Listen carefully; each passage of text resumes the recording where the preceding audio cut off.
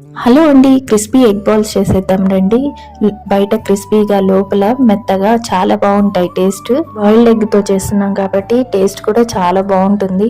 నేను ఇక్కడ 3 ఎగ్స్ తీసుకున్నాను. ఈ ఎగ్స్ ని గ్రేట్ చేసేసుకోవాలి. ఇందులోకి సన్నగా తరిగిన ఆనియన్స్, వెల్లుల్లి, అలాగే అల్లం, పచ్చిమిర్చి, కొత్తిమీరను వేసుకోవాలి.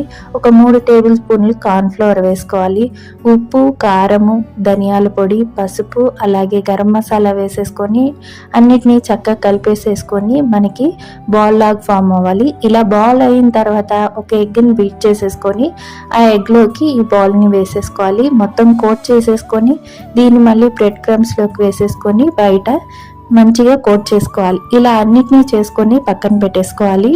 మీడియం హీట్లో ఉన్న ఆయిల్లోకి మనము లో ఫ్లేమ్లో పెట్టుకొని ఈ బాల్స్ని ఫ్రై చేసుకోవాలి.